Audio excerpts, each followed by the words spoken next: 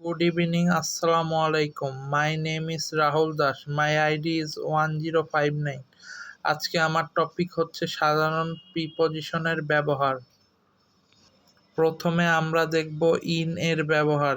In সাধারণত ভিতরে বড় স্থান বা সময় বোঝাতে ব্যবহার করা হয়। স্থান, ফর এক্সাম্পল, স্থান বোঝাতে হি লিভস ইন ঢাকা, সময় বোঝাতে she was born in 2005 in January. এরপর আমরা দেখব অ্যাট এর ব্যবহার। অ্যাট সাধারণত নির্দিষ্ট স্থান বা নির্দিষ্ট সময় বোঝাতে অ্যাট ব্যবহার করা হয়। ফর এক্সাম্পল, স্থান বোঝাতে he is at the door, সময় বোঝাতে the class starts at 10 AM, এটি নির্দিষ্ট সময় বোঝাতে ব্যবহার করা হয়। এরপর আমরা দেখব অন এর ব্যবহার। অন সাধারণত উপরে দিন বা তারিখ বোঝাতে অন ব্যবহার করা হয়। ফর এক্সাম্পল, পৃষ্ঠের উপরে বোঝাতে the book is on the table, সময় বোঝাতে I will meet you on Monday. এরপর আমরা দেখব টু এর ব্যবহার। টু সাধারণত দিক বা পর্যন্ত বোঝাতে ব্যবহার করা হয়।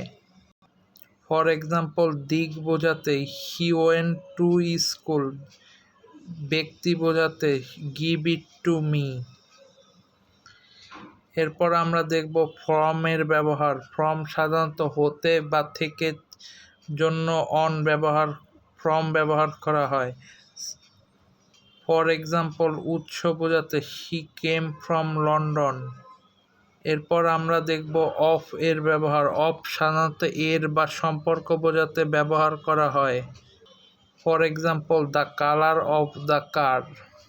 এরপর আমরা দেখব উইথ এর ব্যবহার। উইথ সাধারণত সাথে বা দিয়ে বোঝাতে উইথ ব্যবহার করা হয়, যেমন সাথে বোঝাতে for example he is playing with me. এরপর আমরা দেখব ফর এর ব্যবহার। ফর সাধারণত জন্য, ধরে, যাবৎ বোঝাতে ফর ব্যবহার করা হয়। ফর এক্সাম্পল, সময়কাল বোঝাতে he has been sleeping for 2 hours.